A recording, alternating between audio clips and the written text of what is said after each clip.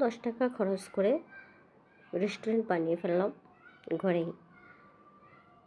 Hello বন্ধুরা, আসসালামু আলাইকুম। আজকের ভিডিওতে আপনাদের জানাই স্বাগতম। তো মাত্র 10 টাকা দিয়ে একটা পাউরুটি, সেই 10 টাকা দামের একটা পাউরুটি দিয়ে আমি রেস্টুরেন্টের মতো বার্গার বানিয়ে ফেললাম ঘরেই। তো প্রথমে চুলায় একটি ফ্রাই প্যান বসিয়ে দিলাম, আর প্যানের ভিতরে তেল গরম করে তাতে আমি 2টা ডিম পোস্ট করে নিয়েছি। এই যে দেখতে পাচ্ছেন, আমি 2টা ডিম দিয়ে দিয়েছি। ডিম 2টা উল্টে দিচ্ছি।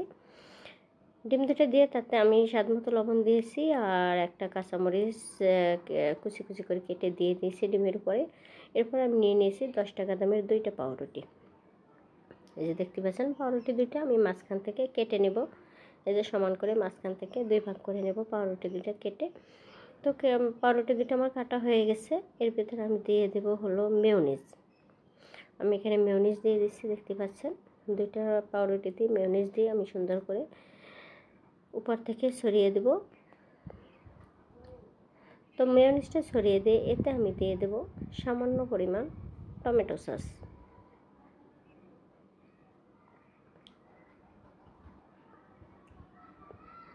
টমেটো সসটা দিয়েও চামচ দিয়ে আমি সুন্দর করে পাউরুটির গায়ে ভালো করে মিশিয়ে নেব। তো প্রথমে মেয়োনিজ দিয়ে তারপর টমেটো সস দিয়ে আমি সুন্দর করে পাউরুটির গায়ে ভালো করে মিশিয়ে নিয়েছি, এই যে দেখতে পাচ্ছেন। এরপর আমি দিয়ে দেবো ডিম পোস্ট। আমি যে ডিম কাঁচামরিচ দিয়ে পোস্ট করে রেখেছিলাম সেই ডিম পোস্ট 2টা পাউরুটির উপরে দিয়ে দেবো। তো দিয়ে এটার উপরেও আমি দিয়ে দেবো সামান্য পরিমাণ, আবারও দিয়ে দেবো টমেটো সস। আপনার ঘরে যদি সবজি থাকে, শসা থাকে বা ক্যাপসিকাম থাকে, এগুলো আপনি এটার উপর দিয়ে দিতে পারেন। আমরা যেহেতু শসা খাবো না, তার জন্য আমি শসাটা দিলাম না। আমার ছেলে তো এমনিতেও শসা খায় না, আর আমি শসা খাবো না, তার জন্যই দিয়ে নেই। আপনারা চাইলে এটার উপর শসা দিয়ে দিতে পারেন। এরপর আমি দিয়ে দেবো মোজারেলা চিজ দিয়ে দেবো। মোজারেলা চিজটা একটা গ্রেটারের সাহায্যে ভালো করে গ্রেট করে পাউরুটির উপর দিয়ে দেবো। আর এই চিজটা পর্যাপ্ত পরিমাণে দেবেন। আপনার যেভাবে খেতে ইচ্ছে করে আপনি বেশি চাইলে বেশি দিবেন, আর যদি মনে করেন যে না এত বেশি খাবো না, কম খাবো, তাহলে কম করে দিয়ে দেবেন।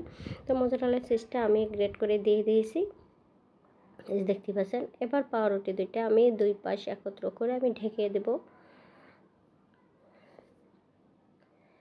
পাউরুটি 2টা ঢেকে দিয়ে আমি চলে যাব চুলায় আমার যে প্যানটা আমি ডিম পোস্ট করে রেখেছিলাম সেই প্যানটার ভিতরে আমি দিয়ে দেব এক টুকরো হলো দিয়ে দিলাম বাটারটা একটু ভালো করে গলিয়ে নেব কড়াইয়ে।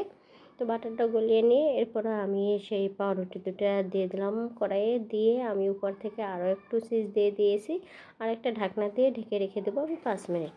এই দেখতে পাচ্ছেন, 5 মিনিট পরে আমি ঢাকনাটা তুলে নিলাম। আমার চিজটা গলে গেছে আর ভিতরটাও গলে গেছে। আসলে এখান থেকে ভিতরটা আমি দেখাতে পারি। Thank you for watching.